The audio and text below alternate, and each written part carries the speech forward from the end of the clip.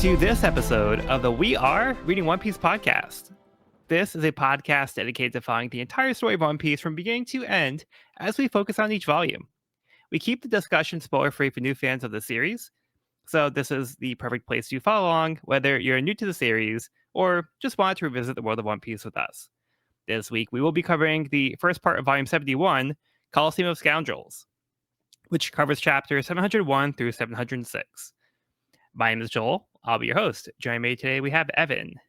What's up? And we got Cody. 700s, baby. Yeah. 700s. Let's go. It's insane. Yeah, this is going to be a big one. Things are going to get crazy real fast. But I am so hyped to finally be getting into this arc. Mm-hmm. Mm-hmm.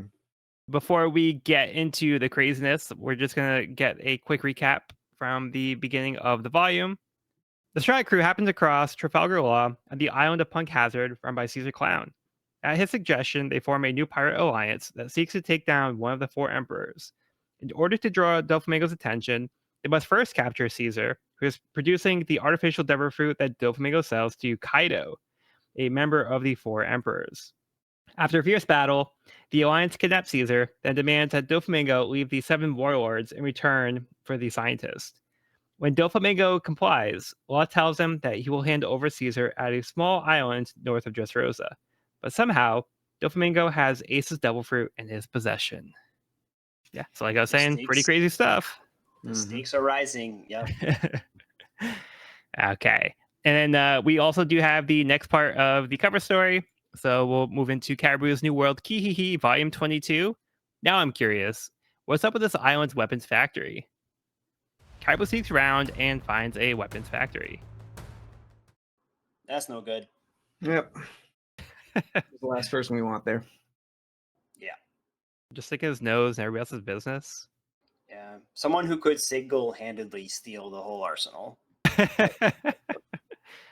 Well, who knows what's going to happen with that? Yeah. Not good. Heck, he could have just left. You know, he was good. going to the port, and then he was like, all right, well, I'm going to go back into town and stoop on everybody. That's kind of his thing. You know, he's like just eavesdropping and trying to get information about things he shouldn't be hearing. Just a weird, Yeah. Just a voyeuristic creepo. Okay, but let's move into Dressrosa with chapter 701, Adventure in the Land of Love, Passion, and Toys. The Straw Hats, Kinemon, and Momonosuke arrive at Dressrosa.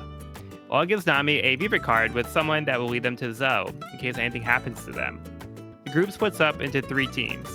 Usopp, Law, Robin, and Caesar to go to Greenbit to deliver Caesar.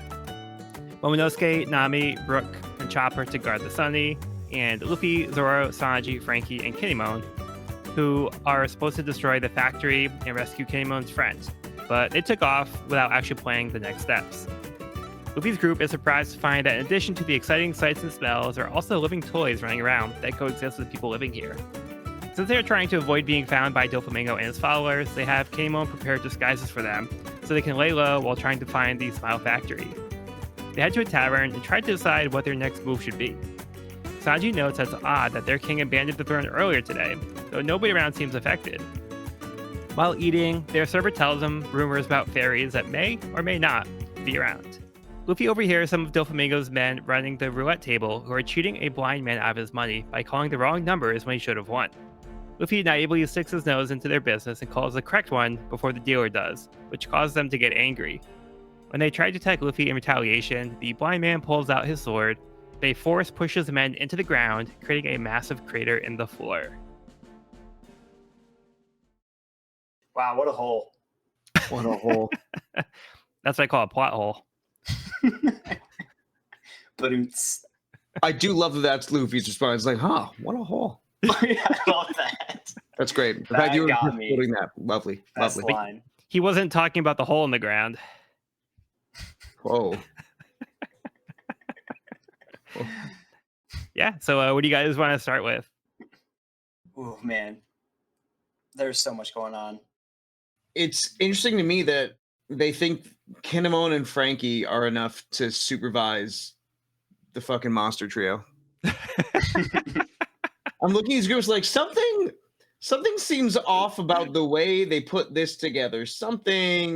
I feel like Nami and Sanji should be switched, or Nami and somebody should be switched. But it's fine. Well, like Chopper's reaction, it's like he's almost like surprised that Sanji left. So it's kind of like I don't know if Sanji was supposed to leave, so he might have like was supposed to be like with the Sunny defending crew, which I do think is kind of weird that he just left both Nami and Robin. But maybe he's like, oh, maybe there's pretty ladies on the island. So that might have been where his head was at. But the impression I'm getting is Sanji kind of went rogue here. Yeah, that's fair. Yeah, and for me, it's less that Sanji is there and that Nami is not with them. Yeah, for me, it's like I think we need someone who's like Sanji's like I think like mid tier responsible in the crew, but like I think we just need like we need an adult. We need an adult, here, not like the 16-year-old getting ready for prom. You know. I think Nami and Chopper staying on the ship makes sense. Like, I feel like Usopp would also want to stay on the ship, but it looks like he got roped into the season delivery team, which he's not happy about. And the law gives Nami a Viva card. You seem responsible. Here, you can take this. Well, you're also the navigator, but yeah. So he didn't say who the Viva card is for, but it's somebody who is on Zo. Yeah, this is a cool use of the Viva card. We haven't seen these in a while. It's cool to see that called back here. Yeah. Yeah, coming in handy. Yep. Yeah, this is pretty cool. I also love the fashion in which Luffy and crew just disappear. Like, just classic Luffy. It's like, all right, here's the plan. This is what. Wait, where's Luffy? Yeah. Just like classic. It's literally the second that we see a map come out. Luffy's like, I'm not going to bother reading that. And actually, we do see. I'm realizing now the panel where they're getting the map out. We do see like Sanji smelling something. So I think it was the food. The food aroma. Yeah. Yeah. Which does make a lot of sense. I'm glad that's something that's still here. And I also love the fact that Law's crew drew this map. So good. Yeah. Yeah. And I guess we do get I was gonna say we get a fun SPS on this in a bit. Yeah. It's what's the name of It's Beppo? Beppo. Yeah, we got a little Beppo paw print on the map. Oh, his little signature. Yeah. Beppo it's like taped up. So yeah, it looks like it's seen better days. But it's nice little breakdown of like, all right, here's the game plan. Here's like our groups. Like, so we're kind of establishing that early. We're kind of getting like a game plan here of, you know, how things are supposed to go. Supposed to. Yeah. But all the people that really need to see this map and hear the rules have already pieced out. And I got the next page. We see both Luffy and Sanji taking the smells and like, oh, it smells so good. And they're doing the same pose where they both kind of got their arms out, nose first. Yeah, what do you think of Frankie's new do? Got the like braids. I love it. I love it. Not my favorite. I was thinking about this. It's like it's pretty feminine for Frankie's normal do, and I wonder if it's because of his recent body swap that he has this like feminine. Because he was Nami for a long time. I see. Okay. I was gonna say it was giving him kind of. I was kind of hoping there'd be some like lingering traits from the body swaps, and I wonder if this is one of them. Maybe. But yeah, I mean, I respect him for rocking the do. Yeah. I like the JK LMNOP tank top. I think that's like the perfect amount of weird. Yeah. I also do like their disguises. The beards look so good. Yeah, I love how like out of place they are. Like they're clearly not like old people. Yeah. I love how Luffy has like the bowler cap on top of the straw hat. Oh yeah. He's got a hat to hide his hat. So great. And throughout this volume, Luffy gives me like Master Roshi vibes a little. I was thinking the same thing. Okay, Yep. good. I was and thinking the glasses too. I'm like, yeah, I think that adds to it. Yeah, Oda definitely meant to do that. I'm sure. Yeah, I'm sure too. And then we also get like this scene where we're seeing these toys just wandering about and kind of living with the people. Yeah. So interesting. Because we don't really get on anything on like how that has come to be, or No. if that's just a part of this world, if there's a devil fruit user that's able to give life to dolls, and I don't know. Like I wouldn't put it past the devil fruit user, but yeah, we don't really have an explanation on the logistics of how this works. Or there could be like some kind of factory, because we know there's like the Smile factory, so there could be another factory for the toys where they manufacture them, and they end up doing this. But it kind of gives like this like whimsical kind of element to it. Absolutely. Yeah. We've seen a lot of strange denizens of different places, but I think this is definitely one of the strangest ways to start off. Yeah. Like the face that the factory destruction and Samurai Rescue Team has says it all. Yeah. I like this one. It's like a lion and a sunflower and a bear and a helicopter at the same time. I can be everything. Like the bigger, like, quote, scarier Jim Henson Muppets. It's kind of giving me that vibe. Yeah. Mm-hmm. That's what you're talking about. Yeah. And when you see this woman strolling down with like a nutcracker, and they have like a robot toy like in the baby carriage. So is it like, are they like families? Like, I mean, it seems like that might be the case, but It does look like that. Yeah. Even looks like they have a little dog elephant, maybe. Yeah, gold pet. Yeah. Got lots of questions. Very curious how this all works. Yeah, so anything else stand out to you guys about Dressrosa so far? We do meet this really interesting character at the end who is able to create this massive hole in the ground, which has got to be a devil fruit power. And I also think we're going to get an SBS on this character being depicted after like an actor or something, just because of the character design. Like it just looks so intentional. Mm-hmm. This guy's got so much character, and like not trying to read between the lines too much, but I feel like when you get this much like character and detail, they tend to be like a prominent figure who's going to stick around. Yeah. But yeah, I definitely think we haven't yet, but I think we'll get an SBS that's like this character was based off of so and so from old Japanese films, or he's like an author or something. You know what I mean? A real world inspiration. Real world, exactly. Real world inspiration. But yeah, very curious what this guy's deal is. Yeah, I mean, after Wow, What a Hole, I have a feeling he's going to be pretty significant. I have a feeling he's going to be. Hole. I think that's enough to tell us that this guy means business. And I do have one more unhinged prediction that comes on the second page of this chapter.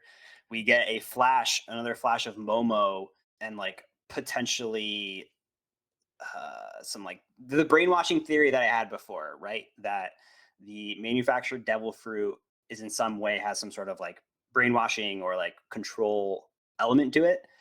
And my original thought was that it was probably Joker being like the puppet master, the man behind the scenes. But the hand here doesn't look like a Joker hand. And so it had me thinking like, maybe it's not Joker, maybe it's somebody else. And I was like, who could it be? And I was like, what if it's Vegapunk himself? Because he's someone who we know very little about. We know he has the capabilities of doing something like this. And we also know his tie-in with the manufacturing of this like devil fruit, and like the parallels with his research to this very substance they're creating. So I wonder if maybe it's Vegapunk who is able to control the minds of the people that have eaten these artificial devil fruits in some way. But yeah, just another far-fetched conspiracy. We'll see. Yeah, I guess we'll see. Joel, coming back to just Dressrosa itself, the roofs and the architectures give me heavy Barcelona vibes. Yeah, which I'm digging, and the food and the dancers and everything too. It's very yeah. very I can see that. Yeah, I like the little that we've seen so far. I'm liking kind of the style of Dressrosa. And it seems like a very interesting place. And it seems like there's a lot to see and do. So I could see this being like a very popular like tourist place. Mm-hmm. One of the things about Dressrosa that came up was there was this little exchange with this like monkey server, which is like another toy. But he mentions the fairies. There's like legends of the fairies around. But this guy is like so unhelpful. He's just like, this may be a thing or it may not be a thing. Who knows? But like, that's just like his whole demeanor. So he doesn't seem like the most reliable informant here. Joker is Doflamingo, or perhaps not. I'll neither confirm nor deny that. Or perhaps not. Basically, this is me. This is my role on the podcast. Whenever everyone has a theory, I have to be like, it could be it, might not. We need to just Photoshop this symbol monkey on your face whenever possible. Yeah, I'll just have to edit out my reactions to Evan's theories. We just put this up instead. Yeah, 100%. Interesting, or not interesting, maybe. Or the other person I'll have to be is. Oh, sorry, go ahead. I was gonna say when we like get caught up eventually, we need to just like go through every single theory Evan has had, and just like evaluate. Okay, did he get it? Did he not? Like, yeah. I think I'm negative. I'm in the negative currently. I don't think I'm that positive on predictions. I've had a couple of good ones, but I think most of them have but the good ones you've had were really, really good. Like, I think, like, you know, I think just like the Dophius Joker prediction, I think that's worth at least 10 standard ones. Cody will never let that one go. Yeah. It's too good. We're gonna compare every theory to that one now. Yeah, but even when you have a theory, it doesn't have to be right, but I think it's interesting, and that's where a lot of the fun comes from. Is like where your mind is going and what you're getting from the story. So it doesn't have to be right. Like, so I like that you are throwing them out there, and it gives us something to like look forward to. And as we get more details, we can kind of see like, oh, we're in the right track, or maybe things have to shift, but we'll see. Yeah, and I love the way that Oda kind of, you know, like just keeps poking at it. Like with this, we only got a single cell of Momo, and this kind of like voice in the back of his head, or like something pulling him against his own will, seemingly. And so it's kind of interesting that he's kind of sprinkling these in there to kind of, you know, as like an allure to the mystery of something's going on. Something's definitely up. Yeah, and then the other person that I have to be on the podcast sometimes is this guy at the roulette table. So even when you're right, I have to tell you that you're wrong. Right. What a scumbag. Yeah. So this is like a really jerk move with this guy here, where he sees this opportunity, and this poor guy, like, you know, he's a blind man. It looks like he has like scars over his eyes. That's why he's blind.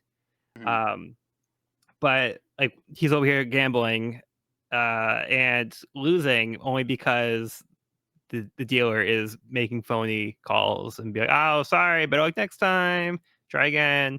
It's unclear as to whether or not this guy is aware that he's being duped, or if he's just he legitimately can't tell and he's just a victim here. But by the end of the chapter, we get a sense that this guy can kind of handle himself.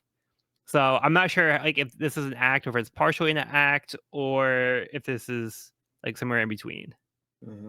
Totally. I was getting the same vibe. He seems very capable. We know for sure that he can tell the guys are attacking Luffy. That's like the one like real clue we have to how aware he's able to be. Yeah. But well, that's one thing, but like knowing where the ball landed, like which color, which number, is like hard to tell. Like if like there's action going on, like, you know, he can respond to it. Right. Yeah. He was also pretty precise with that hole. He knew where to put the hole. He actually he meant to make a smaller one. That's a pretty big. That's the size of a hole. I do think it's great when Luffy does intervene, though. He can't help. He's like, "Oh, wow, you won. Good job, mister."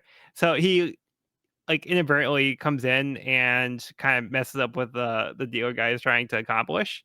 So yeah, they don't like that. Like they're running things the way that they want to. And when Luffy comes in and interferes, it does seem like this guy is happy that Luffy did look out for him. But yeah, Luffy just has like a good heart, so he doesn't think there's anything wrong with what he's doing, which he's in the right. Yeah, he really should be defending this guy. So Yeah, he's got a good soul, Luffy. he's a good kid. And none of the crew's surprised. Yeah. I was just Yeah, like, well, this is here we go again. I just love the fact that he's just eating the pasta the whole time too. Mhm. So nonchalant. Mhm. Yeah, this food does look good. Like all the panels with the food, this makes me hungry. So good. Yeah, Dressrosa does seem like a fun place to visit. Yeah, I can really go for some of this paella here. The last thing I just wanted to mention was there's a lot of passion that happens here, and some of the women get stabby, and they will stab the men very often. So it's just like a thing that seems to happen here. I just wanted to point that out as a thing that does happen because people get carried away. Interesting. Hey, do you guys have anything else for this chapter? No. Actually, one last thing on Oh, the go on the for it. panel with our 5 amigos in their beards. Does it remind you of another panel of 5 amigos with beards? Let's see. Are there 5 elders? Oh my god. Are there 5? There's 5 elders, right? There's five, they Whoa. don't all have beards, but there Yeah. are 5 elders. Oh yeah, they don't. You're right. They don't all have beards. But there are 5 elders in this page.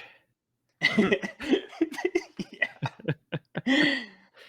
Wait, are you saying Luffy and his crew are the 5 elders?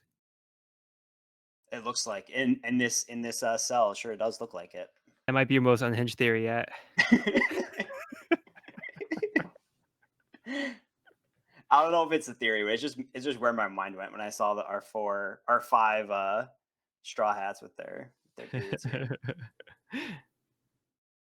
Okay, let's move on to Caribou's New World, Kihihi, Volume 23.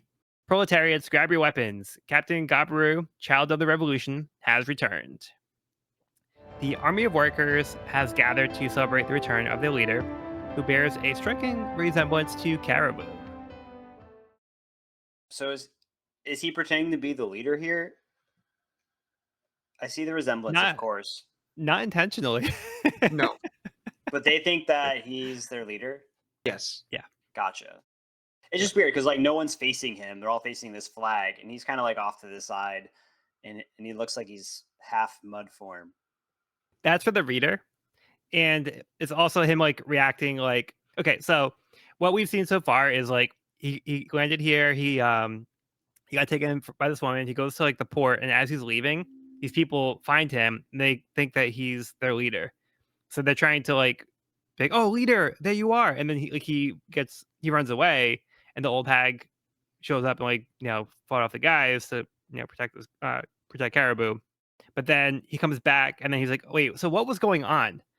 So he goes in, he finds this weapons factory, and then he finds these people gathered, and they're part of like a revolution, and their leader is this guy Gabaru, who just looks a lot like Caribou. So they thought Caribou was Gabaru. So yeah, he looks like almost identical, but like his ears looks like Caribou's ears are pointy when Gabaru's isn't, and like the facial hair is different. But other than that, like they're the spitting image of each other. So, so now Caribou's like, oh, they thought I was this guy. That's why they were chasing me. Caribou's making the same face at this as I make when I see him. Yeah. Yeah. So also the name is pretty similar too.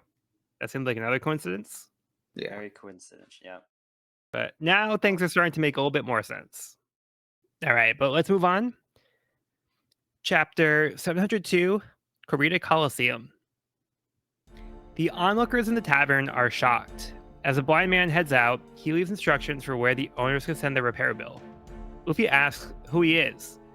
He tells him it's better for both of them for him not to say. Suddenly, people around begin to realize some of their belongings are missing. The locals blame it on the fairies and say it's better to just accept the loss, but Shusui was stolen from Zoro, which is a national treasure from Wano. Zoro sees the sword just as it leaves out the window, so he runs after the thief. Sanji and Kinemon follow as well. Before Luffy runs off, Frankie pulls him aside and suggests they interrogate Doflamingo's men to try to learn where the factory is located. The guy doesn't seem to know anything but Smile or the factory, so they demand to speak to someone higher up. The guy tells them that everyone is being called to the Coliseum, so they would have to go there. There's a rare prize that's being given to the winner of the contest that Luffy may be interested in, the Flame Fruit.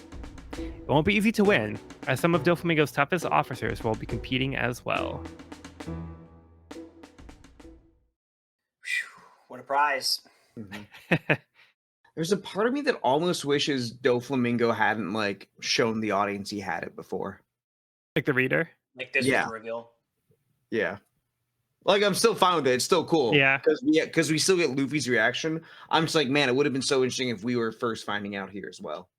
Yeah, that's a good point. But if we didn't get the reveal earlier, we wouldn't know that Joker was trying to egg or lure Luffy. We wouldn't have known Joker's plan, which is to entice Luffy with the devil fruit.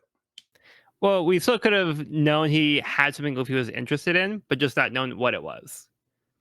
So, like, Oda could have just left to add, like, Straw Hat, there's this thing that I think you'll be very interested in. It's like, oh, food? It's like, and then we just never get the answer right there. Yeah. But then we could just find out at this point, along with Luffy. Yeah, I do think that might have been a little bit more of a... That's fair. Like, yeah, I don't think there's really a plot reason to introduce it earlier, except... I think because it's chapter 700, I think they were trying to make it more exciting. So I could also see that being the reason. Either way, quite the prize. And when we see the people defending the prize, we see some familiar faces. I don't know if we've gotten names for like Lao G before, but he's like in every Joker scene. Mm-hmm. Yeah, so we actually did not get their names before. And we hadn't seen Senor Pink or Dellinger before. We did see Lao G and Mach Weiss. They were in the other scene from Dressrosa during Punk Hazard. But yeah, we didn't get their names. Well, I think we're going to get to meet them pretty soon. And we also had Diamante as well. Like, we were introduced to Diamante as the hero of the Coliseum, which he's also reintroduced here. The if you insist guy. Which I think he gives like Steven Tyler vibes. I think that might be the inspiration for his character. Big time Tyler. So you're telling me there's a Coliseum tournament of power in order to determine who gets the flame fruit? Is that what we're setting up right now? It's a tournament arc. Tournament arc, baby. In One Piece. Let's go. That's incredibly exciting. This Coliseum looks dope. There's like a moat around the center of the arena. Yeah, this is pretty peak. This is pretty exciting. I think this is like such an organic way to have a tournament arc in One Piece without it feeling like shoehorned in or like out of place. Like, it feels very much like something that makes sense within the context of the story. Absolutely. This is 100% something Doflamingo would orchestrate. This is like the kind of like pomp and circumstance he would be behind, you know? Like, this just checks out. This checks out. It's like, what doesn't he have his hands in, right? Yeah. And this place already has enough spectacle and passion that it just makes sense that like this would even be here in the first place. Yeah. That there would be like a Coliseum, that they would have like One Piece UFC on the side. Yep. I also really enjoy Luffy and Frankie interrogating the dude from the roulette table. If only because I love that Frankie's gangster side and his gangster origins are still like at play here. Yeah. It's cool. He's like, no, I got this. I didn't think of that. The fact that we see that Frankie still doesn't have pants on. Yes. I also noted that. That's perfect. So he's a pervert. He's a perfect pervert. Perfect pervert. Yeah, I do like that callback to Frankie's origins, because I forget about that, because Frankie feels like such like a chill, cool guy now. Whereas like when we first introduced him, he was like that underworld kind of thug. So yeah, it's nice to have like a little bit of that side still in him here, but it still feels like Frankie. Hmm. And I like that he's like being a little bit tactical too. He's like, hey, we can try to accomplish this goal because he's concerned about the plan. So he's like, hey, we can maybe see this opportunity. Like, we could do this while all that other stuff is going on. It's nice seeing like just Frankie and Luffy in a little one-on-one here, and like Frankie's kind of keeping everyone on target. Mm. Which Luffy definitely needs Keeping some Luffy direction on here target. for Yeah. now. But Luffy and Frankie really haven't gotten like a lot of one-on-one scenes in a while, Yeah. which is nice. Yeah. Because with the crew being this big, it can be harder for them to get those like those moments we used to get like of just like one-on-ones on the Going Merry and stuff like that. yeah. So it's nice to have a little bit more of that. Yeah, and then just kind of working backwards. Zoro's sword gets stolen. Mm-hmm. Shoo sweet. Maybe those rumors of the fairies are a little bit more credible than we might have thought. They could be. Or not. But everyone's just totally chill with it. Yeah, like, oh, it's just a thing that happens here. It's Oh just one thing we deal with. Yeah. Yeah, it sounds like it's, I don't know, like we said before, like this whimsical, happy-go-lucky kind of town, and there's clearly like some sort of like pickpocket or thievery happening, and they all seem to like kind of glaze over and be like, oh, it's, they have like this fun, whimsical answer for it. It's like, oh, these fairies, and you just gotta, you take your losses, like it happens, like everyone gets stolen, everyone gets robbed by these fairies. It just is a part of being here. Yeah, there's this line that says, invisible fairies have protected Dressrosa since the long distant past. When they get into mischief, there's no choice but to turn a blind eye. So they kind of feel like it's like a trade-off. Like they kind of seem to like revere the fairies in a way, without like fully understanding exactly what they are. So yeah, they just find it as like just a thing that they have to deal with here. Interesting. But Kimon also seems to be invested in, getting Shusui back because it's he's like, oh, we need this back for Wano. So I was like, no, it's my sword. Like, I'm not giving it back. I got it fair and square. But Kimon still wants to protect the national treasure. Yep. Anything else? I'd say at the very beginning we do get a somewhat of a resolution to the blind guy. Everyone knows he has powers, and Luffy asks, "Hey, who are you? You seem tough." And he says, "Well, I have a feeling that not saying so is going to be better for the both of us." I like that line. So we're left with like a mystery as to who this insanely strong character is right off the bat, which I think is amazing for an arc that already has so much going on going into it. Like Oda's really just saying, "Hey, off the rails." From the jump. But we get the sense, okay, maybe this we don't know if this person's gonna be our friend, but like for now they're cool. Yeah. But you also get the Perhaps feeling that not. this person might recognize Luffy too. Yeah. So do you think he knows Luffy? At this point, Like- I was thinking like he's either a very powerful pirate or a very powerful person in the Marine that knows who Luffy is. Okay, so he's just like Luffy's on his radar. Like Luffy's on his radar either because they're both pirates or he's in opposition with Luffy and is a Marine. Okay. So do you think you recognize Luffy's voice? Or do you think he's faking being blind? Or how do you think he knows? I don't know. He could like maybe recognize like hockey or something. I don't know. Okay. Maybe he's Daredevil. Maybe. Yeah, because we have this other line here where so the blind man says, pardon the mess proprietor, send the repair bill here. And the guy goes, okay. Well, wait. And then so he's shocked by where he's told to send the bill. It says, "Are you from?" Yeah. So I think he might be asking if he's from like Murdoch's law firm. So that's the only thing I could think of here. Foggy Nelson? Nelson and Murdoch. Yeah. So I don't know. Just that's my unhinged theory for the episode. Really loving the Mark Wade run of One Piece. It's pretty sick. That would be pretty cool. Or not. Perhaps. Perhaps Bendis takes over. All right. Anything else? No.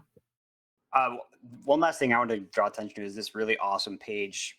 We spoke about the people on the page, but we didn't speak about the art on the page when we get Senior Pink, Thelinger, Lauji, and Machweiss.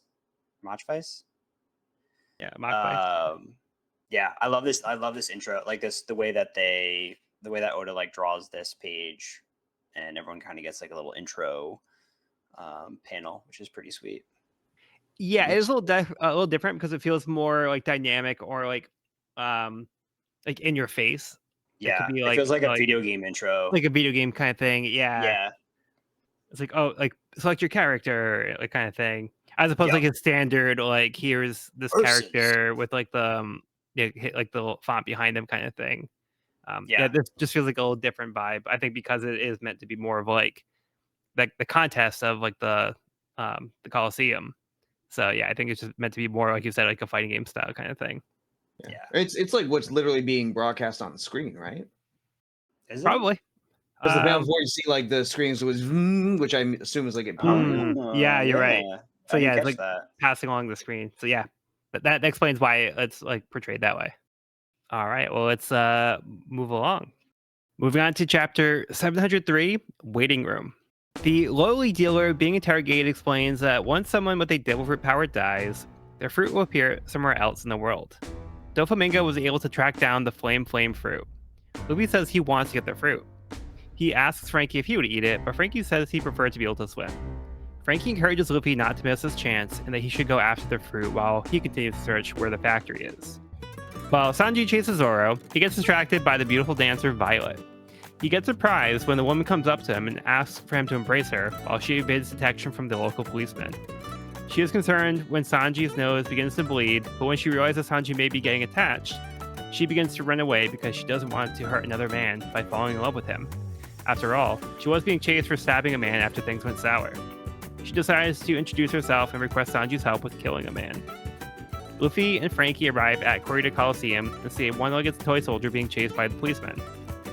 The toy soldier steps foot within the walls of the Coliseum and declares that they can no longer come after him, as the law does not apply within the Coliseum, so they give up their pursuit. An announcement is being made that the entry for the Coliseum tournament is closing soon, so Luffy heads in to sign up. Frankie tells Luffy not to use his real name, so he comes up with a fake name to avoid giving away his identity. Lucy. The warriors gather in the waiting room. One of the larger combatants notices Lucy and thinks he's too wimpy to be competing. He attempts to put Lucy in his place, but avoids the attack, grabs the man by the arm, and slams him into the ground, knocking him out. Very subtle, Lucy. Very subtle. Yep. Blending in real well. Handled with tact. I do love the reaction. Yeah. I thought it was saying hiya. Yeah, because everybody's staring at him. He's like, hello. Oh. What's up? All right, but let's start from the top. Because there's a lot to go through. So much. So first thing is we find out a bit more about how devil fruits work. Very interesting. Yeah, Evan, does this help give you any more context for anything we've seen so far?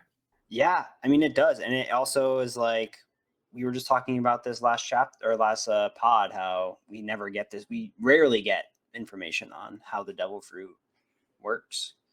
But yeah, it does make you think because we've had, it's almost like there's a cycle of devil fruits. Like the devil fruit can go through different people.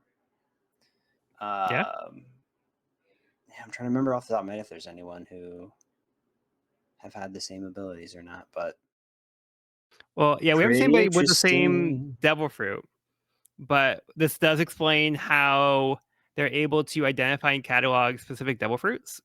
So we know in Enies Lobby they have a book. Not every single devil fruit has been recorded, but there are some that have. So this would explain how they can figure out what each fruit does. If somebody had eaten the fruit and they were able to see what it looked like if they took a picture of it before it was eaten, and then now they have a database where once they have the fruit, but then if that person dies, it'll pass along.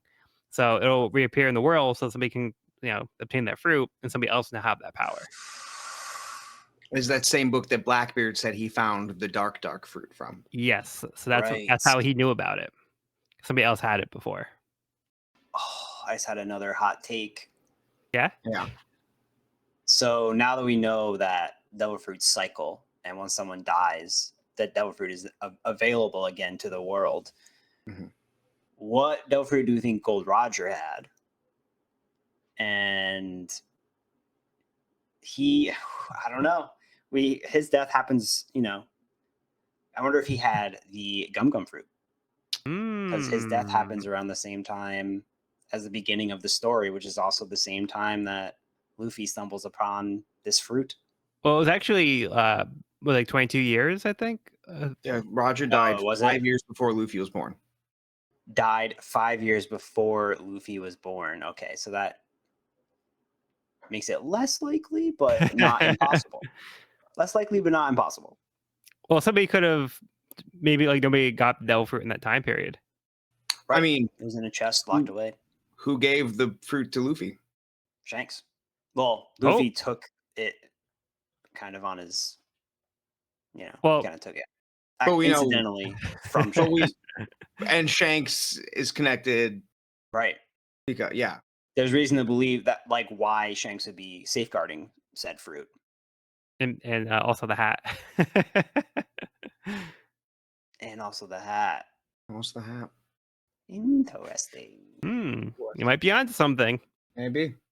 I think there's some other stuff that this also is gonna feed back to. I can think of 2 instances. Joel, is there a certain one you want to go over like more than others, or do you want us to just You let mean Evan- of like the devil fruit like being reincarnated? of the cycle? There's only 2 that I can. Well, there's one that I feel like is more overt, and there's one that with this new context would explain something else that's happened. But I don't know if they're probably the same 2 examples that you're thinking about. I don't know about a third that you're thinking of.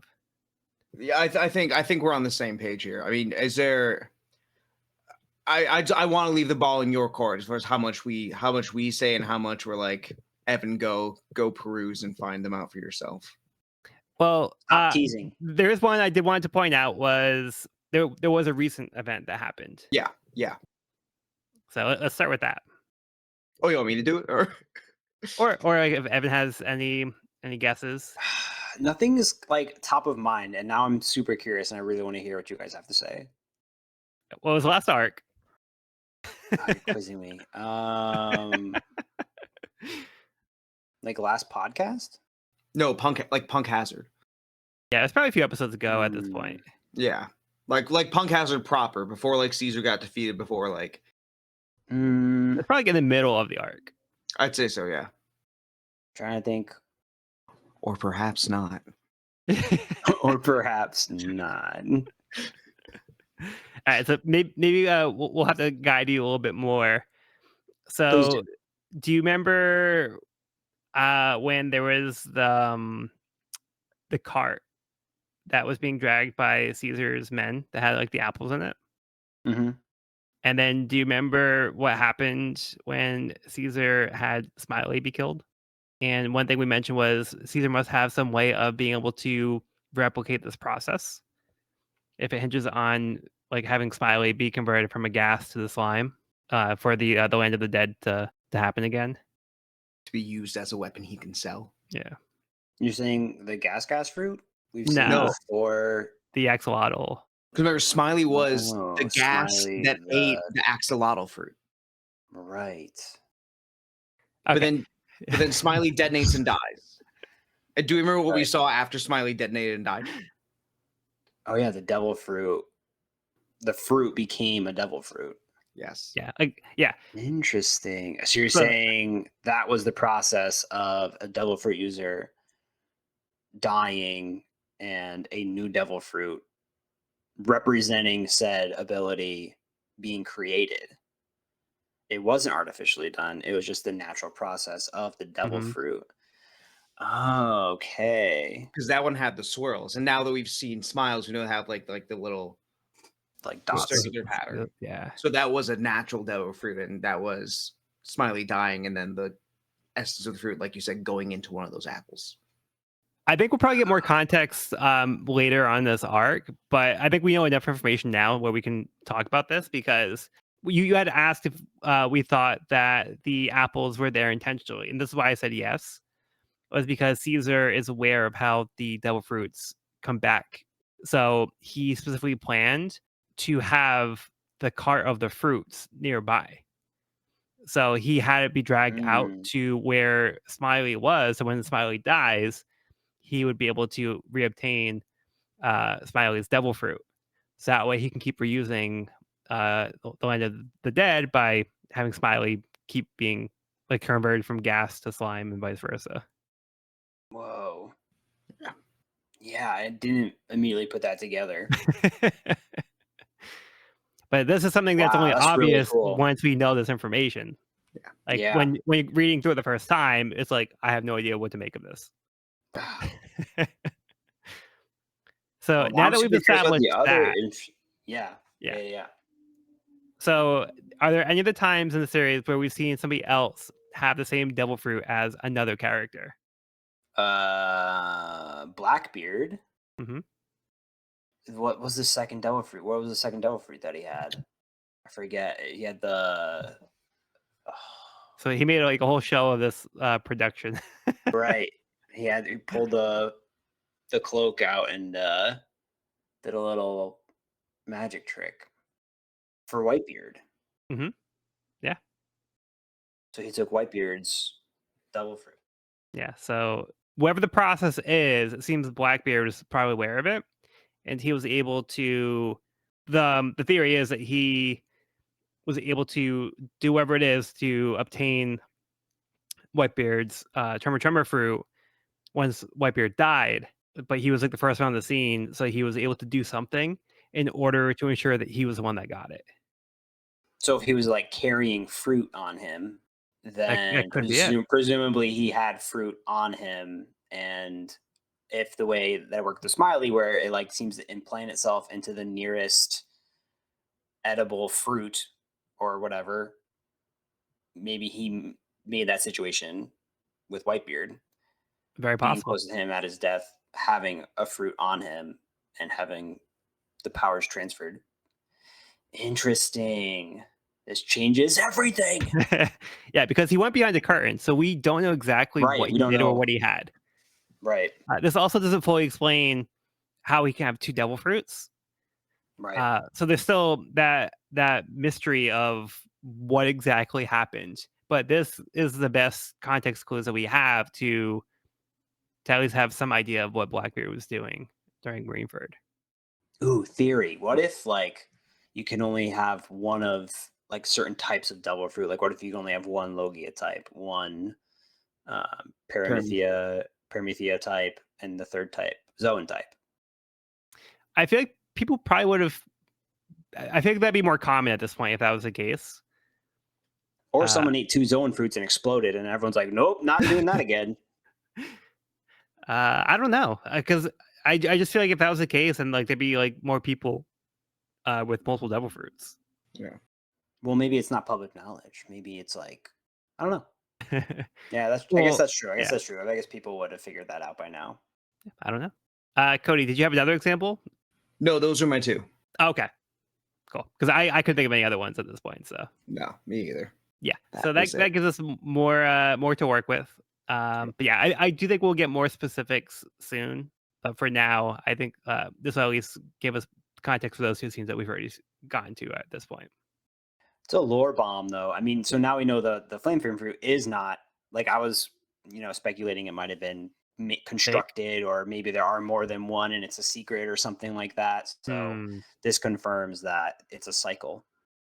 But it does at least make it seem like more legitimate. There is still that possibility where it could be not legitimate, but there is a credible way that he could have obtained it. Wowie. One thing also is Doflamingo was present at Rainford when Ace died. Right. So it does make sense that Doflamingo would have had the opportunity to get the flame fruit. Mm. Wow. You need to start carrying apples in your pockets. You never know. You might just find yourself at the right place, right time. And apple day keeps the doctor away, but not the devil fruit. An apple a day makes you millions on the black market. So anyway, Frankie tells Luffy, "Hey, like you should go do this. I'll take care of the factory." So he was keeping Luffy on track before, but now he's like, "Hey, this is important to you. So you need to go do this. Like you might not ever get a chance to get this devil fruit." But Luffy doesn't really seem to know exactly what to do with it quite now. But he just knows that he doesn't want it to go into the wrong hands. So like he's going to try to win it right now. It is really sweet that he offers it to Frankie. Yeah. Yeah, that was amazing. I love Frankie's like simple answer too, being like, "No, I like being able to swim." Yeah. Which have we even seen Frankie swim before? No, we have actually in Water 7. Yeah. Yeah. He's kind of turned himself into a devil fruit user though, like, with his cyborg automations and customization. Like, I wonder if he had a devil fruit, if he built into like propellers or something like into his legs, if he could bypass not being able to swim. Like, could he like install things into his body that would make him be able to move in the water, or would the devil fruit like kind of negate that from actually working? I don't know. Right. Like, I feel like he probably would. I guess it depends on how he would start the mechanism up, and really, I guess like how like a lot of like his cyborg components interact with his nervous system. I think Cola would probably be his power. Well, that's the fuel source, but like as far as Yeah. what's the on-off switch, right? Or is Mm. it like a connection? Like, oh, I think like Yeah. because if a devil fruit user falls in the water and they get like more than half submerged, they can't move anymore. And so if it's like a mind muscle, mind machine connection, then that wouldn't work. If he has to move his hands to flip a switch, also wouldn't work. So Yeah, I'm sure there'd be some kind of way that Oda could explain away. I just don't know if we have a specific reason why he wouldn't be able to. yeah. But Frankie would be smart enough to make it a mechanism that triggers when it's wet. Yeah. Mm. And that would be, there we go. Or like floaties that come out like Deploy floaties. Yeah. It's just an auto coup de bout. So we have this other scene here where Sanji meets the dancer Violet. What do you guys think of this scene? Amazing. Cinema. This is the Sanji nosebleed that I love. And and again, like when we got to Fish Island, I didn't even have as much of the problem with like the one he had there as much as I thought it would. But this is Sanji just being a simp. I love Sanji being a simp. As long as he's not being a creep, he's fine. This he's overwhelmed, and I love that. That's amazing. He can't handle his shit, and I find that hilarious. He is putty in her hands, and it is great. Yeah, at least he's not getting like a blood donor. He was still like, hey, this is kind of weird that the king's gone. Oh my god, no pleasure's all mine, ma'am. I'm fine with that. I'm fine. I love it. Yeah, it's more subtle. Yeah. And yeah, it's totally fine. I enjoyed the scene with Robin, Boa, Violet. Yeah. But no, I did enjoy this humor. I thought it landed. And her back and forth too is so great. You poor thing. No, I can't, but I must. Yeah. But I can't. But please kill him. Great. Amazing. Yeah. Yes, like Sanji was hooked from it was love at first sight for Sanji. It's rare to have like a woman actually seem maybe possibly interested in Sanji, but it's also, is it a game because she's asking for him to kill somebody? So is it like, is she legitimately interested in Sanji, or is it just like she will just like just get caught up with the most recent guy kind of thing, and like Sanji's just like the guy of the week? The incels are gonna have a field day with this one. Yeah, so it's kind of like unclear where her motives are and like how legitimate her feelings are. Well, we were told Barcelona, the city of passion, the city of love, the city of dance. Yeah, so City maybe of this is gonna stabbing be men. the place. For cheating. And I'm like, hey, Hey, don't do the crime if you can't do the time. they fuck around, they're gonna find out. Yeah. Stabby. Yeah. But it does seem sweet how she seemed legitimately concerned about Sanji. Yeah. Yeah, right. All of Sanji's weaknesses were exploited. Then we get a first look at this Coliseum, which is pretty dope. Huge. Yeah. Crazy. massive. And then this guard who's doing the classic like nana nana poo poo, you can't catch me. I touched home base, so I'm safe. You can't tag me.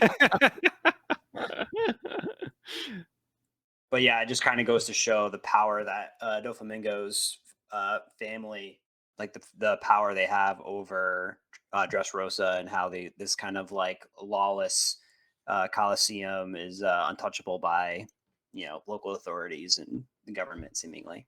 Yeah, because like the Navy and like the policemen aren't actually allowed in here.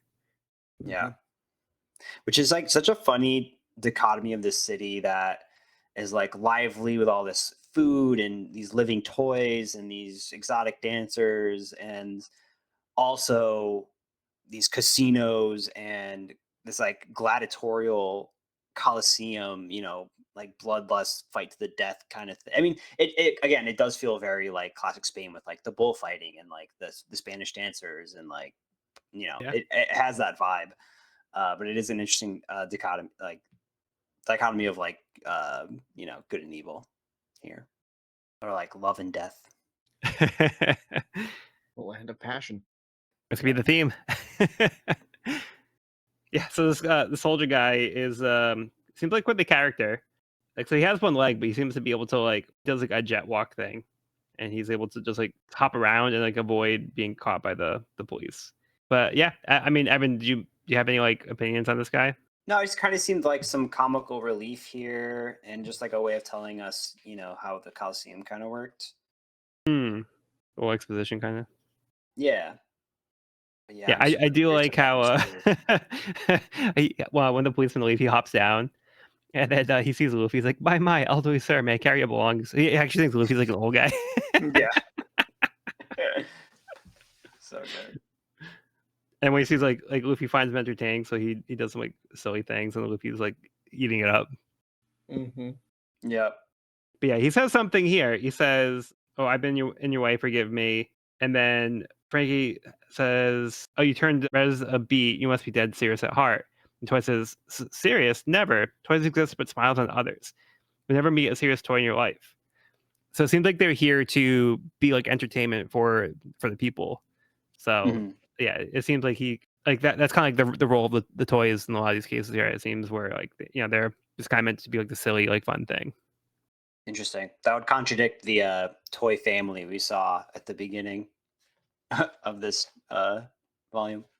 Yeah, so it's like I'm not sure if like every toy has to do that, or if like you have like a family, it's like a different thing, or maybe it's like when you're out in public, you have to do this. I don't know. There could be a lot of like politics involved that like I don't know how it really applies or like a social norm for these toys, but this kind of gives me the impression that like they are kind of meant to be like this fun thing. Yeah, I got lots of questions. And then like we were towards the end of the chapter where Luffy's signing up for the tournament, and then Frankie's like, "Just remember, don't give your name." And then like when they ask for his name for the entry, he almost gives his name immediately. And Frankie's like, "What did I just tell you?" Enter Lucy. Yeah, I love that panel where it's like you just see like his name tag, and you get his entry number. And Cody, do you know the pun with the number 56? Yeah, the Gomu. Five explain. being go, 6 being mu. Gomu being gum. Nice. Yeah, so like 556 is like a pun. So like a lot of times Oda will use 56 to represent Luffy. But yeah, Oda loves his number puns. Yeah, and then we have that scene where Luffy beats the other gladiator dude, Spartan.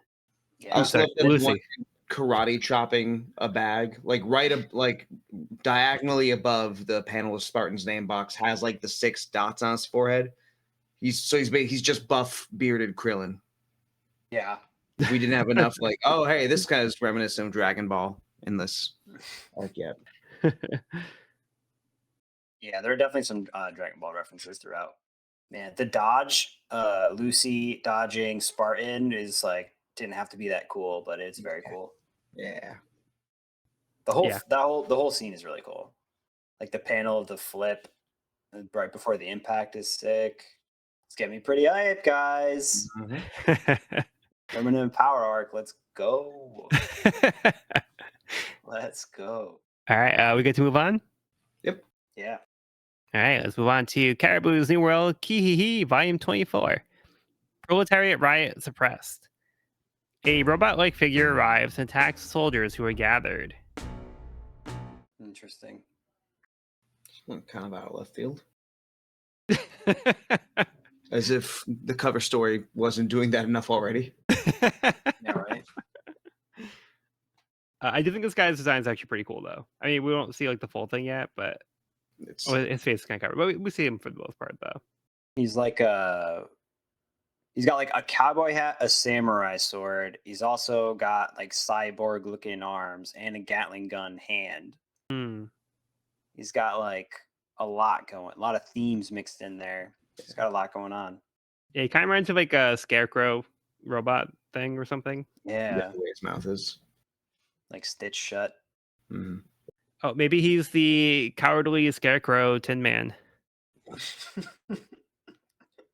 Who just wants to go home.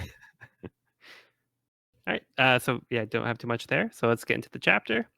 Chapter 704, Lucy and the Statue of Kyros. There is no fighting allowed in the waiting room, so one of the Coliseum workers tells Lucy he's disqualified. 3 men from the Chen Zhao family arrive, Sai, Wu, and Don Chen Zhao, and defend Lucy, saying he didn't start the fight, so Lucy's allowed to stay in the competition. Lucy thanks Sai for the help, but then quickly gets carried away and becomes hostile as he is literally carried away. There are several big names competing, including one of Doflamingo's subordinates, Bellamy. The Warriors will be split into blocks A, B, C, and D, and will compete in a battle royale in the first round until there's only one person left standing. There are 550 combatants, but only 4 will move on. Lucy is assigned to block C. There is an armory, and the combatants are free to use any weapons and armor they would like. Lucy is amazed at the statue of the gladiator and wants to look like that. After Lucy armors up, he runs into the captain of the beautiful pirates, White Knight Cavendish. He tells Lucy that he is over the weight limit in armor, though it won't help him as he will defeat Lucy. He has been waiting for the right devil fruit and has decided to pursue the flame fruit. Lucy ignores him and is told by one of the workers he is over the weight limit. Cavendish explains there is a limit to how much one can wear, as this can make the battles too boring if someone is too well protected. He noticed Lucy crushed the man earlier and asks who he is. He says he's Luffy, the man who'll be the king of the pirates. This makes everyone nervous for a moment before they realize they probably misheard because his name tag says Lucy, and they calm down. Cavendish says it's a good thing he's not Luffy, otherwise he would have killed him right then and there. He explains he came to the New World 3 years ago and made a name for himself, regularly appearing on the front page of the newspaper. But once Luffy popped up in the Paramount War and his peers were named the Worst Generation, nobody was talking about him anymore. Once he obtains the flame fruit, he won't be ignored.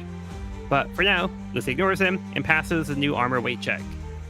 Lucy returns to admiring the statue of the gladiator and meets the gladiator warrior named Rebecca.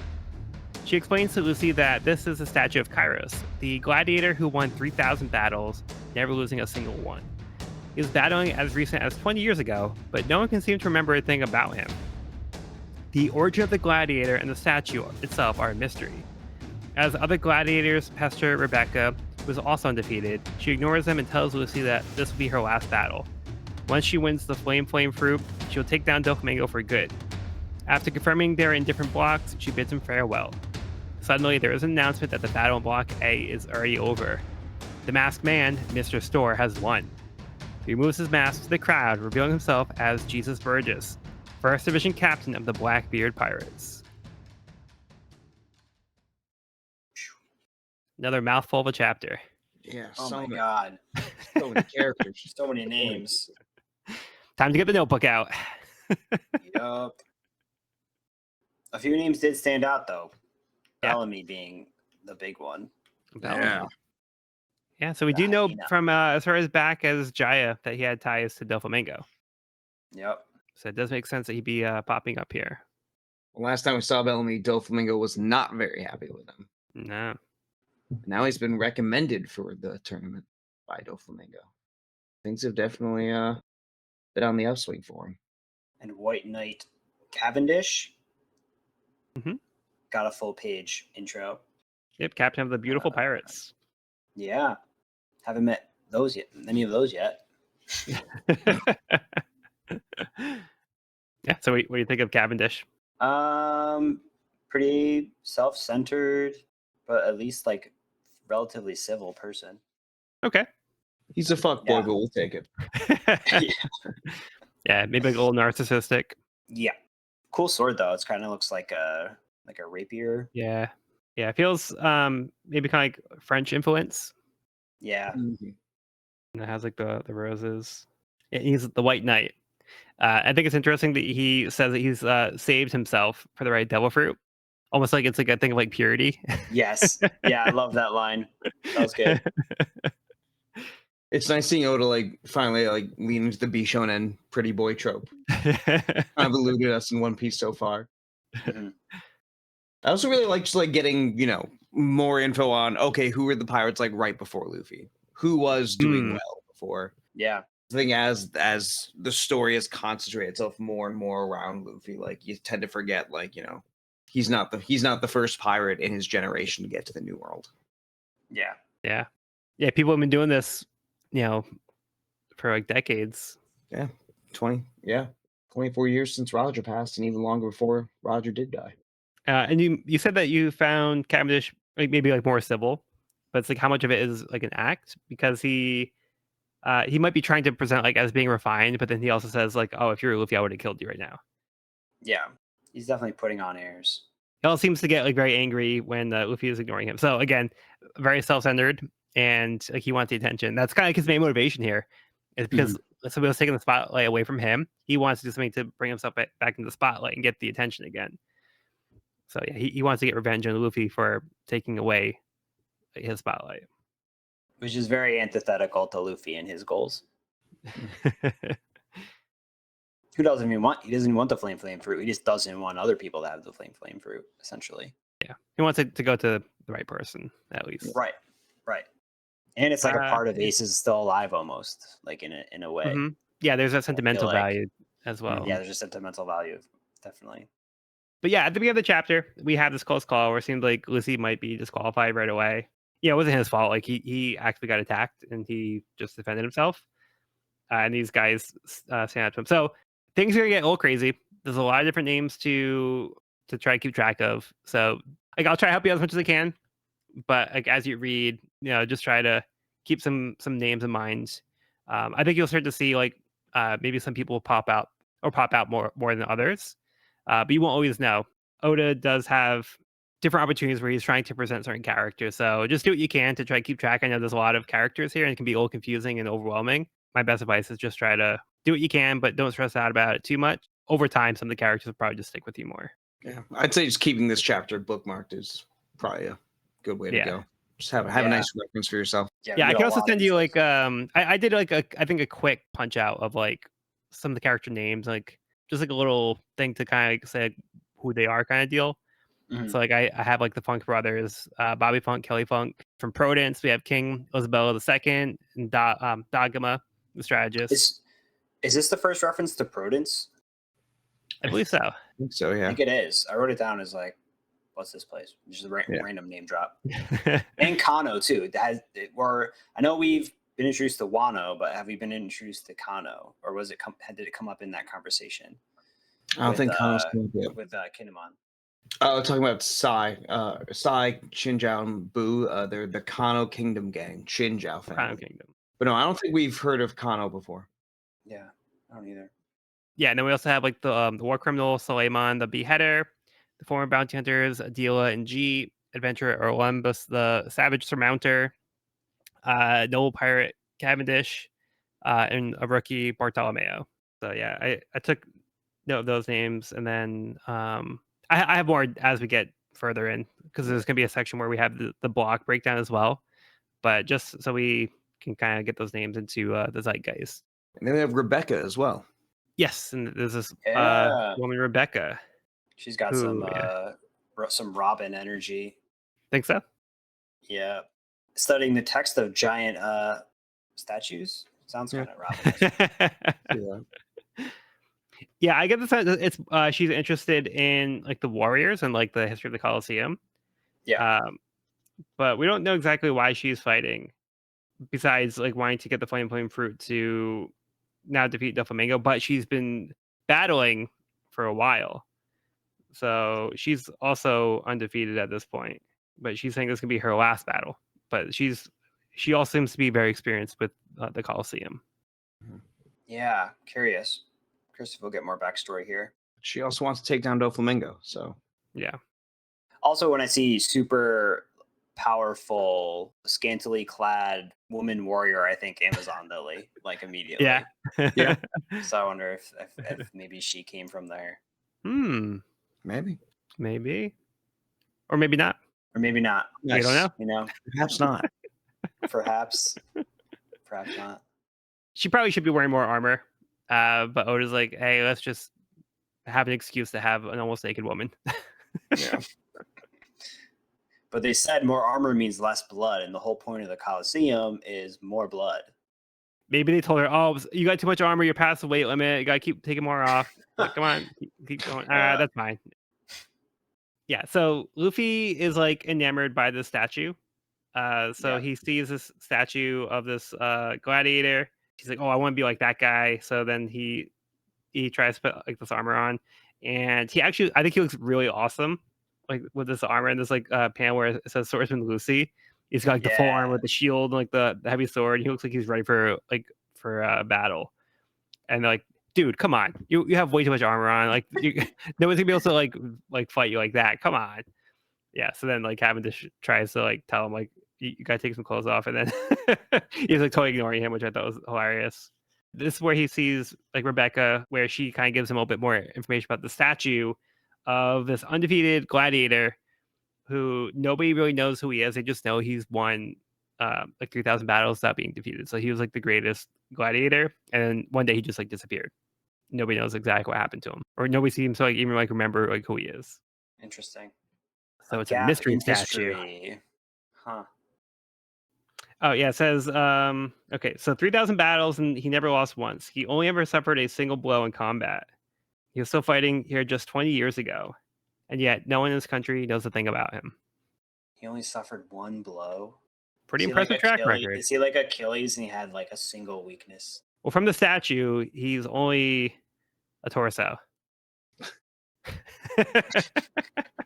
So that one blow just bisected him.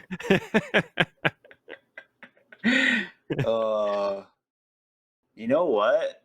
Her sword kind of looks like his sword. Huh. Maybe it's like a gladiator sword. Oh, it does look similar, huh?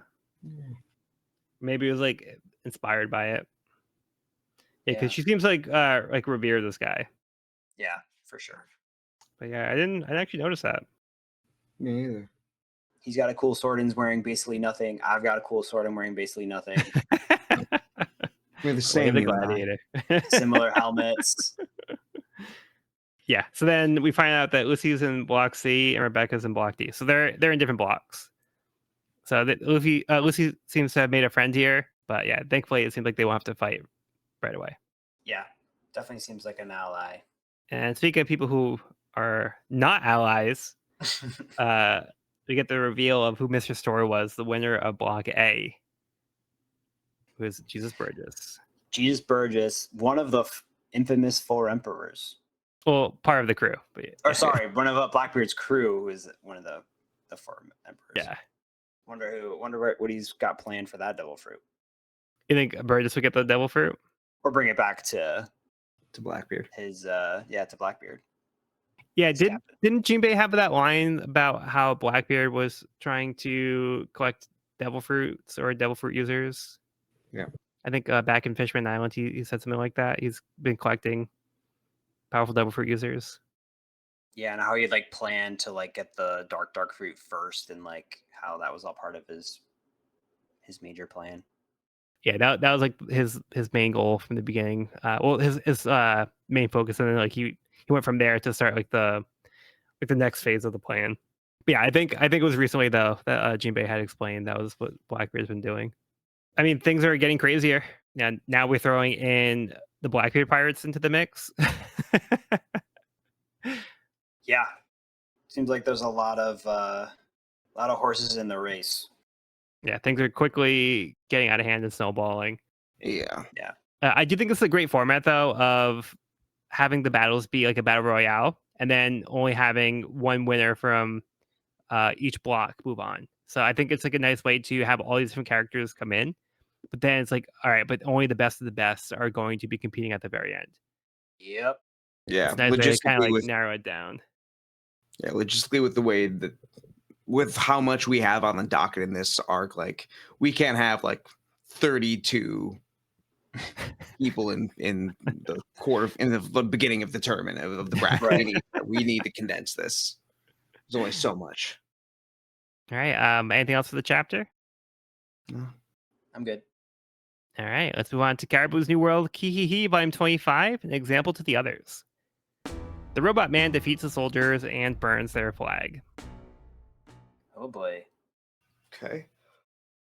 Looks like there's another like robot person in the background. And Hagrid holding the flag. Nice. Oh, Might as well be. you're right. He really does give Oh. like Scarecrow, Lion, Tin Man vibes. You know what? I think this person's J.K. Rowling. Jesus. In the hat. Wow. She's a witch. She's a witch. She's a turf. Yeah, and these are people who are trying to fight for human rights. So she's like, oh, I gotta tear them down real quick. Can't have that. Wow. Okay, moving on to chapter 705, Maynard the Pursuer. Frankie watched the first round and is a little concerned that the contest may be more difficult to win with Burgess competing, but he has faith in Luffy and decided to continue looking into the factory.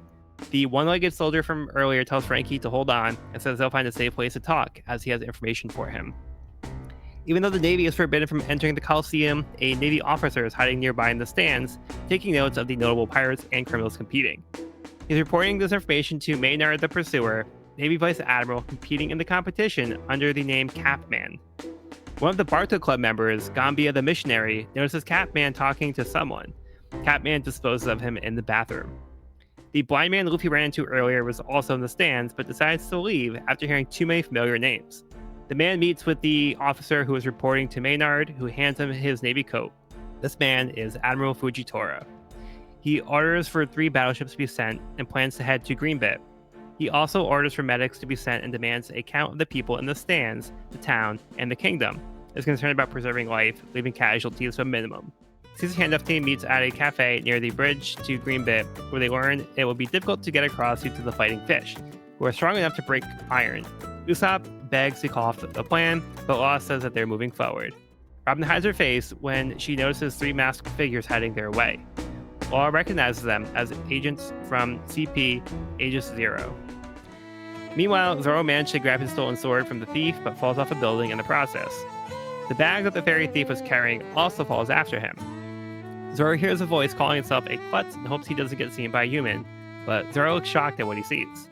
Kamon is approached by armed soldiers who recognize him and are aware of his antics at Punk Hazard, so they demand his surrender if he values Kanjuro's life. As Sanji escorts Violet, there is a sniper on the roof of the tower. Sanji notices, so he rushes up and defeats him. While the team guarding the Thousand Sunny play Shogun with Momonosuke and meet his demands, they hear an unfamiliar voice coming from inside the ship. Back at the Coliseum, the next round is about to begin. The Coliseum worker finds Bartolomeo and tells him his round is about to start. He asks if he has seen Catman, but tells him nope. Catman's bloody body was left on the ground down the hall, in the direction Bartolomeo came from. Man, this arc is like one thing after another, after another, after another. For real. Non-stop. Yeah. Seeing a lot of new faces, a lot of intros, and people from all different walks of life coming together and pursuing the fruit. And here we see the Marines have somebody on the inside. Naval Vice Admiral Maynard. Mm-hmm. We know the naval is at least somewhat aware of what's happening and who's here, and like they're kind of keeping tabs on the Coliseum, which we know is like strictly off limits to the law. So they're obviously like undercover and putting themselves in a precarious position in order to get this information. Yeah, they're trying to be like discreet about it. So they're kind of like, we know the rules, but we're kind of like, we're gonna ignore that. Yeah. And speaking of discreet, we've got Fujitora, also a naval admiral. Yeah, well, the difference is the other guy's a vice admiral. Oh, sorry. This guy yes. is an admiral. So we know that after Kuzan left and Sakazuki got promoted to fleet admiral, there are now 2 positions open for admirals. So Borsalino is still an admiral, and now we're introduced to the second admiral. So this is one of the people that had replaced either Kuzan or Sakazuki. So he's at that level. What a hole. This guy, what a hole. So I mean, now that we have this like official reveal, did you expect him to be a Navy person or somebody like this high in the Navy from his first scene? Not this high, but again, I think his overly detailed face gave a little bit away. Okay, so you kind of clocked that he was from the Navy. I was like, this guy's gonna be important. Okay. I wasn't sure if he was the Navy or like high up in the pirate world, but I knew he'd be one or the other. Like I knew this guy's probably a big deal. But still, Naval Admiral is here right now with all of this going down, with all of these people converging in the same place. You know, like it definitely seems like a hotbed for piracy, or like, you know, a lot of big names in the pirate world are here right now. Yeah. And Luffy's already come across this guy. Right. So yeah, we, you know, gotta wonder if the Naval's got something cooked up for the events unfolding. Yeah. So his name is Isho, but his like code name is Fujitora, which is gotcha. Purple Tiger. Yeah, they are all animals, huh? Yep. So it's like a color and an animal. Yep. So like, we're keeping that naming convention here. Isho, Purple Tiger. Is that the translation? Isho means Purple Tiger? No, Fujitora. Sorry, Fujitora means Purple Tiger. Cool. Yeah. So like Isho is like his actual name. Got it. Yeah, like Sakazuki or Kuzan or Borsalino. Cool. Yeah, Fuji is fuchsia, Tora is tiger. I'm a fan. I like this guy. I like the fact that he says the number we need to keep in mind ain't the enemy forces, it's the number of lives we ought to protect, which is refreshing. Yeah, especially with Sakazuki as a fleet admiral. Yeah. Makes you wonder. Because I mean, like, it seems like he might not see eye to eye with Sakazuki, so it's kind of like, well, how did this guy get the position if he's like philosophically different or morally different, you know? Yeah. But he definitely seems capable of taking care of himself, unlike Maynard. Oh. But yeah, as if things aren't crazy enough. So we kind of catch up with Law's group here. So they find out that getting to Greenbit is gonna be more difficult than they thought, because this bridge is so dangerous that it's like nobody's ever survived, and like nobody crossed it because of these fighting fish. But while they're trying to figure that out, they come across CP0. CP0. Secret agents are back, baby. Yeah, so Law and Robin were able to recognize them as CP agents. So yeah, they're a different division than CP9. They're part of a group of Cypher Pol. How could they tell? They blend right into the scenery. Yeah, right. Just Rosa. They look like anybody else on the street. Yeah. But they have like the same kind of thing that they that we saw with CP9, where they have like these masks and suits. So their identities are hidden. Mad tall. Super tall. The person on the left with the hat looks like they have the long arms. Like yeah, the long I was arm thinking the same thing. Is there a long arm and long leg? Yeah. Yeah. So I think the guy on the right's probably long leg, and he's on long arm. Possibly. On the left. We'll see. Very mysterious. Yeah, so that's going to add another wrinkle to this arc. Yeah, everyone's here. So they happen in place. So you think you've seen everything yet, and then they just throw more at you. Right. Something bigger is definitely going on here. And then something we can't actually see. Zoro sees something, but he catches up with the thief, and then he seems shocked by what he sees. It's not every day you see a fairy. It's pretty shocking stuff. Yeah. Can't wait to get this reveal. Very curious. Yeah, and then we catch up with the Sunny crew as well. So they're kind of having like a relaxing time. Momo's kind of taking advantage of his situation. He's having the Straw Hats kind of like serve him like he's a shogun. It's really And funny since yeah, start of the volume, he was like, "Well, you're gonna be the king of the pirates. I'll be the shogun of Wano." When they're yeah, fighting. It's nice to see that Oda kept that going here. yeah. We just kind of brush over that. It's kind of cute how Chopper's playing along. He's like, "Oh, we're playing Shogun. Just it makes him feel better." But it looks like they're kind of giving nicknames to the Straw Hats. So Nami is now Onami. Chopper is Chopperemon. He calls Brooke Bonkiji. Cute nicknames. Then there's somebody else here. So they hear somebody in the ship. They hear a voice. They don't know who it is, but we don't get the reveal. So we have no idea who's actually on the ship with them right now. Oh, dearie me. I wonder who it could be. Any guesses?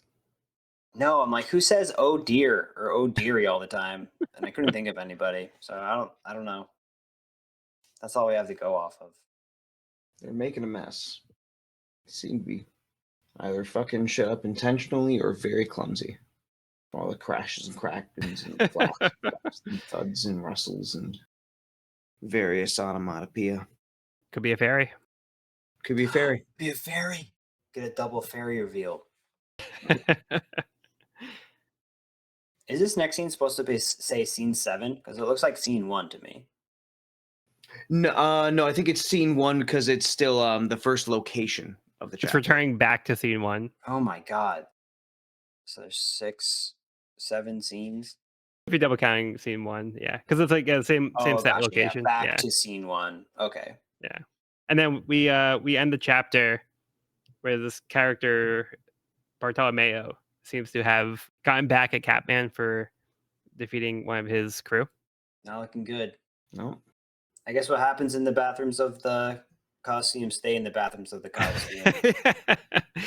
There's even less law in that part. All right, let's move on to the next part of the cover story. Unless you guys have anything else you want to talk about? No, I'm just gonna step away real quick while you do the cover story, but I'll come back Okay. for the actual. Yeah. Sure, no problem. Okay, so we have Caribou's New World Kihihi, Volume 26, The Old Hag Left Behind with a Photograph. Caribou returns to the old woman's home, now burning, and finds she's unconscious on the ground next to a photograph. She better be okay. She's been the only good thing in this entire cover story. Yeah, do you think he came back for more meat pies? Yeah, he's up to no good. How is all this metal burning, though? Like, how does that work? Maybe this fire is just Isn't really everything hot. made of metal? Yeah. Interesting. I bet you it's going to be her with her son, who was the leader that looks like Caribou. Okay. So you think, so you think that she was thinking that Caribou was her son? Yeah, or he reminded her of her son, so she took care of him. That would make a lot of sense, actually. And it also makes sense why she would have all the clothes that fit him, that made him look like this person. Yeah, she took care of him. It's like, all right, see you later. Yeah. Yeah, I guess we'll find out. I guess we'll find out. For now, moving on to the chapter, we have chapter 706. I ain't gonna laugh at ya. Bartolomeo, the cannibal, enters the stadium for the next round. As the crowd boos him, he taunts them and throws a ball to the stands. Bellamy is also in Block B, who's competing for a second chance to get into Doflamingo's good graces. While the medics attempt to help the wounded from Block A, Lucy looks on at the aftermath. Bellamy walks by him and tells him he's not fooled by his disguise. Luffy recognizes Bellamy and is surprised to see him here. Bellamy tells Luffy that he went to Skypiea as well, though he lost his whole crew in the process. Luffy demands to know if he did anything to the Sky People, but Bellamy doesn't give him a straight answer. He tells Luffy he has his reasons for competing, but he won't laugh at Luffy anymore. If Bellamy wins today, he'll be given a promotion to one of Doflamingo's officers. Once the fighters finish entering the arena, the round begins. Immediately, Dagama and the other warriors from Prudence gather around King Isabello, guarding him in a circle. So we start the chapter with the official reveal of Bartolomeo. Some cool character design. Yeah. Very I punk. love the tattoo. Yeah, very punk hazard. Very punk. Very punk. Yeah, punk werewolf. Weird rooster looking haircut. Like jester pants. I love his stupid pants. Yeah, this guy's a vibe. It's giving, why are you booing me? I'm right. Yeah. I mean, Yeah. seems he's definitely done some pretty fucked up stuff, but like, he's interesting. Yeah. I want I to feel know like this more. guy spent some time at Thriller Bark, maybe. Just gives that vibe. So the announcer says that he is the atrocious and inhumane mad rookie. He skewered and roasted pirates on a live video. He opened fire on innocent civilians. He's number 1 on the pirates we just wanted to disappear list. So so he's like immediately antagonizing the crowd. The crowd's booing him. They're all giving him thumbs down. So the crowd already hates him. He seems to have like no regard for people. He seems to be like pretty scummy. Then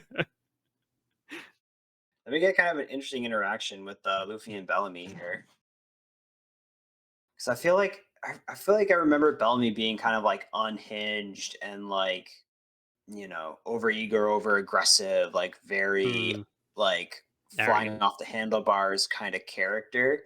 And here we kind of see him like having a conversation and even like giving kind of like props to Luffy at the end of it. Yeah. Being like, I'm not going to laugh at you anymore. Like, I know what you're capable of. I'm not going to like take you for a weakling anymore.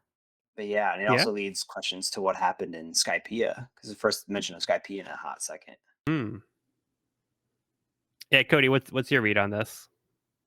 I was gonna say the same thing. Yeah, like Bellamy was just very much always in bully mode back in Jaya. But something definitely seems different about him. Maybe chill, maybe not. But he has the people love him in Dressrosa. Because to them, you know, they were saying that he's been fighting against the kingdom's enemies. So to them, he's a patriot. He's a national hero. So maybe there's a connection there. Because I mean, he mentions here that Doflamingo was a hero to him since he was a kid, and we saw that reverence for Doflamingo, and like the sheer disappointment of Bellamy's sheer disappointment with himself for disappointing Doflamingo at the end of Jaya. So maybe, you know, there's a connection between all that here, but that'll remain to be seen. Feels like there was a change of tune though. Oh, 100%. Yeah. One way or the other. It's just what's going on here, you know? Yeah. Yeah. So I think it's a matter of Bellamy being humbled after he thought he was like such a big shot in Jaya. And then Luffy comes along and puts him in his place, and it's like he makes him realize, okay, I'm not as big of a deal as I thought I was. And then Luffy proved him wrong after, like, you know, he got mocked for believing in you know, Skypiea. And, you know, Bellamy was proven wrong once again. So basically Luffy just kind of kept proving him wrong. And he now recognizes, okay, well, Luffy actually was onto something, and he there was a lot more to him than I thought. Like, I just missed him right away, and like he just really put me in my place. So I think this is Bellamy like recognizing that and respecting Luffy and his capabilities now. Like, I don't know if it's necessarily him liking Luffy, but I think it's more I understand what you are about now, and like you are actually like a respectable pirate compared to like what I thought you were before. So he actually recognizes something in Luffy that he didn't recognize before. And I think a lot of this is him, you know, maybe maturing since then, and that experience with Luffy made him recontextualize like what he thought of the world, and made him kind of reevaluate himself. So now, I think he wants to redeem himself, and that's what he's fighting for here. And now he has a chance to kind of like get back to make that progression to what he was initially trying to do, but he was able to have a more accurate representation of where he was at in the world, and now he can do that instead of inflating his ego. So yeah, I think just like Luffy humbling him made a big difference on him. Totally. Yep. So yeah, this is a nice little reunion here. Yeah. But it does seem like he had to lose his crew for him to kind of reach this place. So R.I.P. Sarkis. Yeah. R.I.P. Big Knife Man. Then we have so many faces and so many names. Choose your Also, yeah, fighter. this is what you should keep as a reference. Holy shit. Yeah. Yeah, so this is where I was kind of like, I took note of the blocks, and doing the summary, it doesn't make sense to go down this list, but I did take note here because we have a big list of people. Because we have B block, we have Elizabello, Blue Gilly, Tanko Ponto, Abdullah, G, Bartolomeo, Ricky, Bellamy, Dagma, and Hack. C block, we have Lucy, Sai, Boo, Don Chenjiao, Kelly Funk, Bobby Funk, Fighting Bull, Gene Ongo, Ideo, Hadrudin. D block, Mummy, Orlumbus, Cavendish, Fighting Lion, Meadows, Rebecca, Damask, Rowing Logan, Acelia, and Suleiman. So those are the notable names. Like there's more people, but those are the characters that were kind of like, hey, like these are the ones to kind of look out for. I love that there's just a random Fighting Bull and Fighting Lion in C and D block. They just kind of got thrown in there. We needed even numbers, so yeah, we're just gonna add a bull here, a lion there. Like who signed them up? Do any characters stand out to you here, Evan? Well, Don Xin Zhao, who stood up for Luffy when they first entered, he was like one of the first warriors we got introduced to, and stood up for Luffy. So, Well, I'd say it was more Sai that did that. But he's that's like, true. yeah. So they're from the same But from the family. same group. Yeah. Yeah, they stand out in C block. Oh, and the Funk Brothers too. The Funk Soul Brothers. Check them out now. Funk Soul Brothers. Right about now. I think Damask and Suleiman have some pretty interesting designs. Hmm. Also, the fact this Meadows guy is seems to be wearing a leopard skin or something on top of his face. I'm not gonna say too much, but reading week to week, Meadows was a character that stood out to a lot of people. And people have a lot of theories about Meadows. Oh. Interesting. I'm not sure if Cody knows what I'm talking about, but no, I don't. Actually, this may be where I that's right. actually started. I think like around the eShow reveal might have been like when life just got too crazy for me in college. Hmm. Or actually, no, never mind. No, I was around for the Bellamy reveal. I was. Okay. So I think I just wasn't reading the forums at this point. I think it was just like reading my chapter week to week thing going to class. So no, I didn't know the theories. But you're not going to tell us, you're saying. I'm not gonna say anything right now. I'll message you in Discord because I just don't want to say too much for Evan right now. Valid. But yeah, and then we have B block. So Bartolomeo stands out to me. So this character seems wild. Yeah. And the same block as Bellamy. Yeah. And we have this gladiator Ricky who's like in full mask. So like he's pretty well covered. I guess that didn't count towards the armor limit. Gladiator Ricky. And there's this fisherman warrior named Hack. Very nice stash. Yeah, I hope we get to see some of this throwdown. Yeah, because we didn't see anything in the first one. It just kind of ended before before we knew what was going on. But this one, right off the bat, looks like Dogma has like a strategy here, and it's to protect the king. And that's where we leave it. Yeah. That was a marathon. Yeah. That was a big one. But in a good way. Like I'm like really excited. I feel like, it was a ton of intros and a lot of names to keep track of. But I think Oda's like really pushing the pace. Like we're really building up quickly to this epic tournament arc, which I can't believe we're having right now. I'm so excited. It's like Gladiator plus Dragon Ball plus One Piece. I'm like so here for it. Like so ready for this. I think then the rest of this volume's gonna be pretty action packed if I had to guess. So I'm very pumped to see the backstory of some of these characters and the interactions we get between everybody. And we got some reveals for the rest of the crew. Like, it's classic, like immediately show up at an island, everyone gets split up. you know, everyone gets stuck in their little misadventures, and then yeah, I can't wait to see how it all ties back together. For sure. Cody, you have any closing thoughts?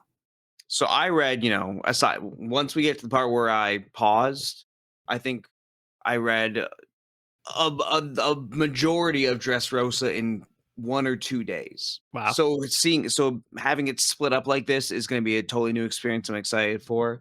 Off the bat, I had forgotten just how much Oda threw at us so quickly, and just how much Dressrosa as a setting is. And so that gets me very, very excited to keep experiencing the rest of it. Yeah, from what you can tell already, Evan, like this arc has so many pieces to it. Mm-hmm. This is just like the first 2 chapters, and a lot of this was kind of setting the stage. And there's so many different characters we've already been introduced to. There's so many plot points we've been introduced to. There's little nuggets here and there. Like there's, we found out about the devil fruits. Like there's so many things happening, and like none of this, we haven't got to the point of why they came to Dressrosa in the first place. Like we actually haven't addressed any of that. So we didn't see Doflamingo at all in these 6 chapters. Yeah. Yeah. So yeah, it's very exciting. There's a lot of cool characters, a lot of fun parts, a lot of fun plot points. But yeah, this is just the beginning. So I'm so hyped to be at this arc right now, and for you to experience it. And yeah, so like I said, just do your best to try to keep track of what you can. I can try to send you some notes to help you keep track as well. Maybe in like the YouTube summary description as well, I'll also put those too for people who are following along with us if they want to just have like a quick reference. They can look at the names and the blocks at the bottom. So yeah, I'll put that for you guys as well in case you guys are interested. So because it is a lot to keep track of, but that's part of the fun is like how chaotic it is as well. That's a great idea. I would appreciate that. All right, cool. All right, but that will conclude this week's episode of the We Are Reading One Piece podcast. You can find this episode wherever podcasts are found at We Are Reading One Piece podcast.buzzsprout.com or on the YouTube channel at We Are Reading One Piece. This is a spoiler-free channel too, where we record the podcast. So if you're new to the series, you can visit the channel there. You can also find me and this podcast on my YouTube channel at Pirate Ken Codex for more One Piece content. If you have any questions, comments, or feedback, you can reach us at wearereadingonepiece@gmail.com. We'd love to hear from listeners, so if you're enjoying the show, or if you have any suggestions on how we can make it better, let us know. Next episode, we'll be finishing Volume 71, Coliseum of Scoundrels. I've been Joel, and I've been joined by Evan. Thanks for listening. And Cody. Vamonos! Vamonos! All right, well, be sure to bring along all hopes and dreams, and we'll see you on the next one.